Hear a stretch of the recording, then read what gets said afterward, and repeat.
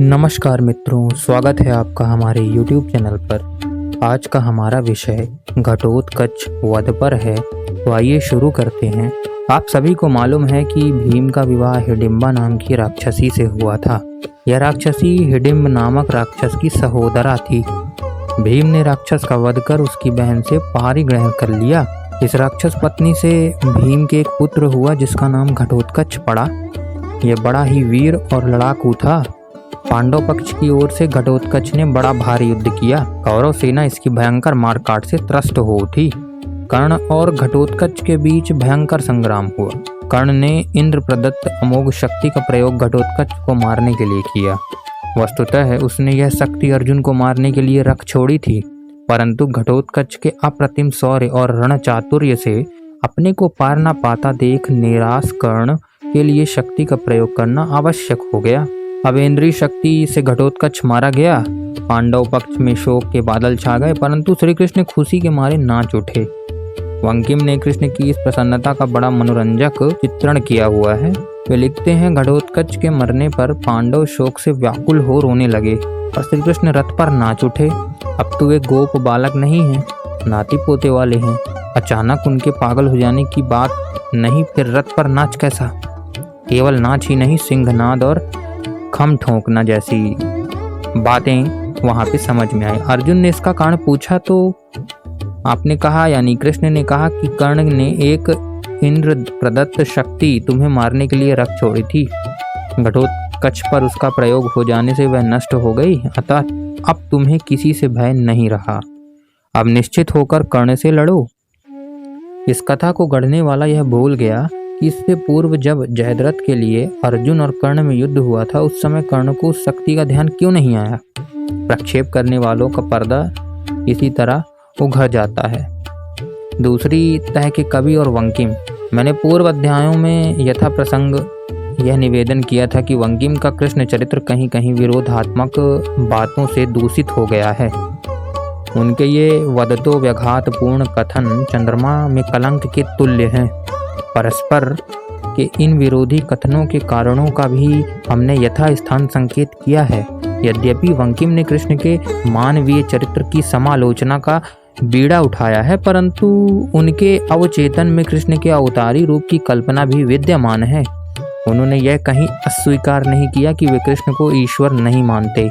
बस यह द्वैध विश्वास ही इस वदतो व्यघात का कारण है। कृष्ण के सहज मानवीय चरित्र का विश्लेषण करने वाले वंकिम एक ओर तो महाभारत के प्रक्षिप्त अंशों और पुराणों की अविश्वसनीय मन गढ़ंत कथाओं की आलोचना भी करते हैं, किंतु दूसरी ओर कृष्ण को ईश्वर अवतार मानने के कारण इन्हीं काल्पनिक कथाओं की दार्शनिक और आध्यात्मिक दृष्टि से संगति लगाने का भी प्रयत्न करते हैं। वंकिम की इस परस्पर विरोधी विश्लेषण पद्धति का दिग्दर्शन कराने के लिए ही ये पंक्तियां लिखी गई थीं।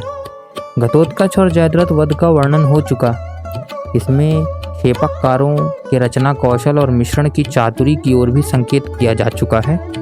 वंकिम ने भी इसे मूल महाभारत का अंश ना मानकर दूसरी तरह के कवियों की कृति माना है। अब अवतारवाद की प्रतिष्ठा रखने के लिए वंकिम इन दूसरी तरह के कवियों द्वारा किए गए क्षेपकों का भी औचित्य सिद्ध करने के लिए एक संपूर्ण अध्याय लिख बैठते हैं। उनके कथन का सारांश यहाँ पर यह निकलेगा कि हिंदुओं के मत से ईश्वर ही जगत है। उसने लीला के लिए जगत बनाया, जगत उससे अलग नहीं, उसी का अंश है। उसने अपनी सत्ता को अविद्या से ढक लिया और इसी से वह सुख और दुख पाप पुण्य का आधार बन गया। सुख और दुख पाप और पुण्य उसी से निकले हैं। उसकी माया से दुख मिलता है और उसी की माया से ही लोग पाप करते हैं। दुख जगदीश्वर का प्रेरित है, उसके सिवा दुख का और कोई दूसरा कारण नहीं है। पाप बुद्धि जगदीश्वर की प्रवृत्ति है। दूसरी तरह के कवि इसी तत्व की अवतारणा में भीतर ही भीतर लगे थे। आगे चलकर वंकिम पुनः लिखते हैं, ईश्वर ही सब कुछ है और उससे ही सब कुछ हुआ है। उसी से ज्ञान और उसी से ज्ञान का अभाव या भ्रांति निकली है। उसी से वृद्धि और उसी से दुर्बुद्धि आई है। उसी से सत्य, उसी से असत्य पैदा हुआ है। उसी से न्याय और उसी से अन्याय उत्पन्न हुआ है। ज्ञान, बुद्धि, सत्य और न्याय उसी से निकले हैं, यह समझने की जरूरत नहीं। हाँ, भ्रांति, दुर्बुद्धि आदि भी उसी से निकले हैं, यह अच्छी तरह समझाने की जरूरत जरूर है। वह जयद्रथ वध में दिखलाते हैं कि भ्रांति ईश्वर प्रेरित है। घटोत्कच वध में दिखलाते हैं कि दुर्बुद्धि भी उसी की प्रेरित है। और दुर्योधन वध में दिखाएंगे कि अन्याय भी वहीं से आया। बंकिम के मंतव्य को पाठकों को भली भांति हृदयंगम कराने के लिए इतना लंबा उद्धरण देने की आवश्यकता पड़ी है। अब इसकी आलोचना में कुछ बातें लिखी जाती हैं। प्रथमतः बंकिम का यह कथन सर्वांश में ही सत्य नहीं है कि हिंदुओं के मत में ईश्वर ही जगत है।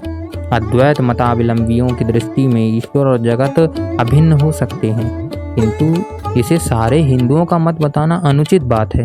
शंकर की भांति प्रस्थानत्रयी की टीका लिखने वाले रामानुज, मध्व, निम्बार्क आदि भक्ति मार्ग के प्रस्तोता दार्शनिक इस सिद्धांत से असहमत हैं। अद्वैतवाद का सिद्धांत पुरातन वेद संहिताओं में कहीं उपलब्ध नहीं होता। विपरीत इसके ईश्वर, जीव और प्रकृति की त्रिविध स्वतंत्र सत्ताओं के निर्देश प्राचीन ग्रंथों में सर्वत्र मिलते हैं। ईश्वर चेतन है जबकि जगत जड़ प्रकृति का परिणाम है। ईश्वर आनंद स्वरूप है जबकि प्रकृति से उत्पन्न यह जगत जड़ है।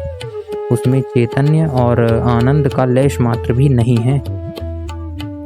बंकिम का उपर्युक्त विवेचन शांकर मतानुकूल हो सकता है, परंतु विशाल हिंदू समुदाय में तो अद्वैतवादियों से भिन्न विशिष्ट अद्वैतवादी, द्वैतवादी आदि भिन्न आस्थाओं के लोग भी हैं, जिनको यह मत कदापि स्वीकार नहीं हो सकता।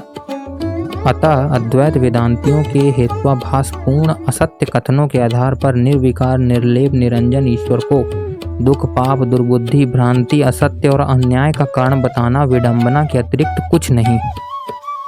अवश्य ही जीव में दुख, पाप, दुर्बुद्धि, भ्रांति आदि दुर्गुण रहते हैं, परंतु इसका कारण है उसका अल्पज्य और अल्प शक्तिमान होना, यानी उसका अल्प शक्ति को धारण करना ही इन सारे दुर्गुणों का कारण है।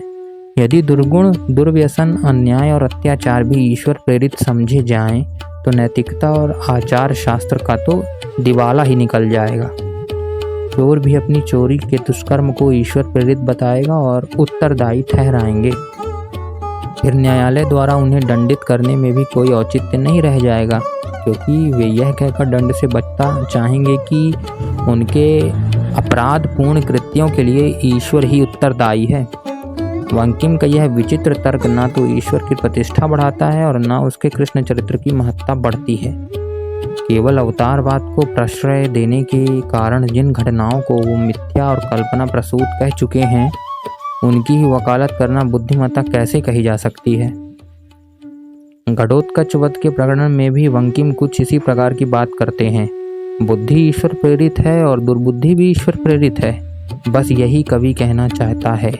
कर्ण ने अर्जुन के मारने के लिए इंद्र की शक्ति उठा रखी थी, पर पीछे घटोत्कच पर चला दी। यह उसकी दुर्बुद्धि थी। कृष्ण कहते हैं कि यह मेरा काम था। दुर्बुद्धि ईश्वर प्रेरित है। यह सब लिख कर अंत में यह कह दिया कि यह सब बातें दूसरी तह की हैं। अब इसे क्या कहा जाए।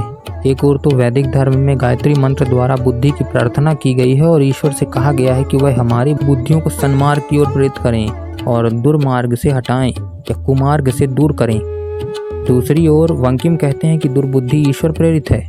अंततः अपने इस कथन पर भी दृढ़ नहीं रहते और कह देते हैं कि यह सब कवियों की कल्पना है। निष्कर्ष रूप में हम कह सकते हैं कि बंकिम का यह सारा लेख ही परस्पर विरुद्ध और असंगतियों से परिपूर्ण है, अतः अमान्य है। तो आज के प्रकरण में इतना ही।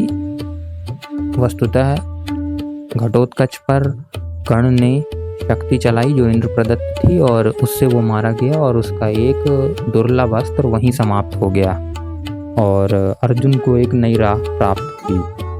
तो आज के प्रकरण में इतना ही। मिलते हैं द्रोण वध अगले प्रकरण में। तब तक के लिए धैर्य से सुनने के लिए आपका बहुत बहुत आभार।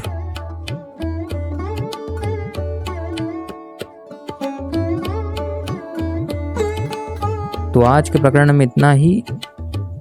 वस्तुतः घटोत्कच पर कर्ण ने शक्ति चलाई जो इंद्र प्रदत्त थी और उससे वो मारा गया और उसका एक दुर्लभ अस्त्र वहीं समाप्त हो गया और अर्जुन को एक नई राह प्राप्त हुई।